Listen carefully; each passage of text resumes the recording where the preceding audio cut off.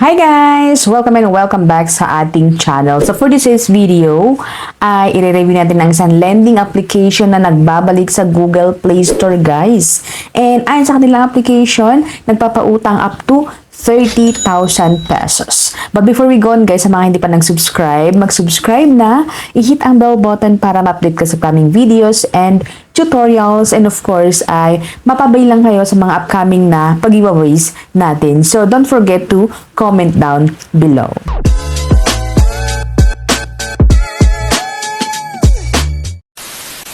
So, welcome and welcome back sa ating channel. So, in this video nga guys, i-review natin ang isang lending application na muling nagbabalik sa Google Play Store. So, kung matatandaan nyo guys, meron akong, or kung napanood nyo guys, meron akong isang video tungkol sa application na ito. And, nawala siya sa Google Play Store and ngayon ay nagbabalik siya guys. And ayon sa kanilang application, ayan, 30,000 ang pwede nating utangin. Ayan, and easy step to get loan. Ayan. And sabi din dito guys na secure personal data and quick approval disbursal. So let's see guys kung okay ba ang application na ito or hindi guys. So tignan natin yung mga kaltas. Ayan, and yung loan term niya. So, ang loan application na ito guys, I see, ayan, sa screenshot. So, isi-share ko sa inyo ang aking screenshot guys. Si Bene Online Easy Loan App. Ayan, empowered by Smart Co. Ayan, and meron silang 4.2 stars and 282 reviews. So, makikita nyo guys, konti pa lang yung reviews kasi nga nawala siya sa Google Play Store and ngayon ay nagbabalik na naman siya.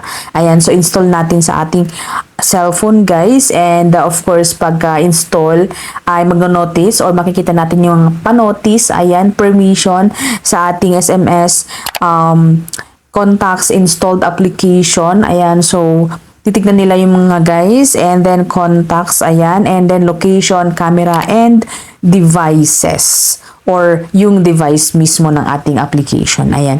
So, click ko yung agree guys para makapag-push through tayo. So, after which guys, ay hingi sila ng isang active na phone number and mag-send sila ng OTP. So, hindi na yun bago guys. And then, mag-create tayo ng ating password. Ayan. And after which guys, ay eto na siya. So, ipapakita ko na kung magkano nga daw ang pwedeng ipaloan or pwede nating hiramin guys as first timer. Ayan. So, ayan dyan sa screenshot na naman. Ayan. It's either dito or dito.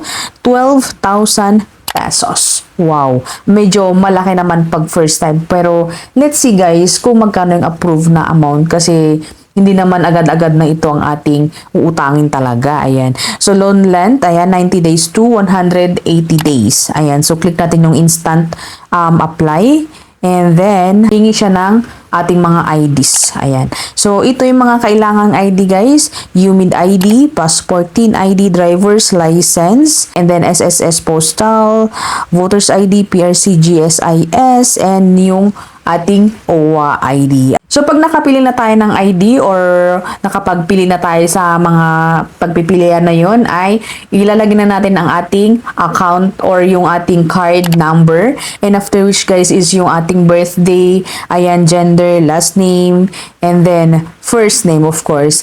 So, click natin yung next guys. So, ito na. Hingi nila ang ating personal information like yung marital status, education, yung address natin, and yung email natin. And then, hingi sila ng second phone number and yung social account. So, either Skype, Facebook, ayan. Meron ding WhatsApp, yung Instagram. Basta social account guys ang ilalagay po daw natin dito. And hindi yun optional. So, tignan natin guys, ayan. So, click natin yung next. And then, here is yung work information naman natin. Ayan. So, company name, period, salary, company phone number, company address. So, for me, nilagay ko na lang is unemployed and syempre, pag unemployed sa bahay ka lang, pero hingin pa rin nila yung mga information na yun guys. Like yung company phone number, company address. Ayan. And ang nilagay ko na lang guys is yung phone number ko talaga. Nagtitinda naman ako online and yun na lang nilagay ko na din sa information na attach. Wang. So next is yung contact information. So contact information ay maraming hingin dito guys. So makikita niyo sa screenshot na tatlong contact number ang hihingiin. Pero may optional guys na maglalagay tayo ng dalawa pang contact references. Ayan. So it's up to us kung maglalagay pa tayo ng dalawa. Pero kung susumain ay 5 ang ilalagay natin. Next is yung ating pa-facial, pa-picture. So, pagka-picture, yan. Next is yung picture naman sa ating ID. Ayan. So, hindi na yun bago, guys. And then, next na natin. So, here na. Ayan, guys. So, as you can see sa screenshot, ayan, magkabilaan po. Yan ay yung mga amount na ipapautang ni Bene. So, ang dami dito na Bene M, Bene H, Bene P, Bene O. So, maraming Bene. Ayan. So, siguro pwede tayong mag-multiple na uutang dito. Siguro mga ganon. Marami guys ang magpipilian dito. Pero for me guys, ay pinili ko na lang yung first na Bene. Ayan. So, ang Bene M. So, meron dito sa gilid niya, evaluation. Nung na-click ko po yung evaluation ay siguro in-evaluate yung aking information, yung mga in-upload ko na ID and mga information, ay nagbago yung kanyang binigay na amount. So, instead of 3,500 to 15,000, ay nagiging 2,500 po yung ating pwedeng hiramin sa Bene application na ito. So, clinic ko na lang yung apply. Ayan. So, nung na-click ko yung apply, ayan na siya guys. Screenshot.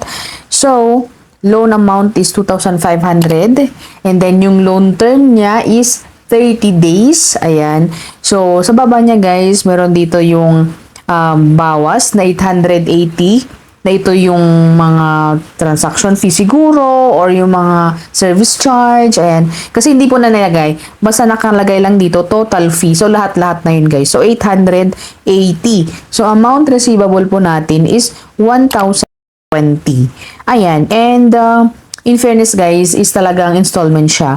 Pero, sa first na installment guys, is 2,000. And, loan term pala nito guys is by 10s. Ayan. So, hindi po siya pa 7 days. By 10 days, guys. So, first installment after 10 days is 2,000.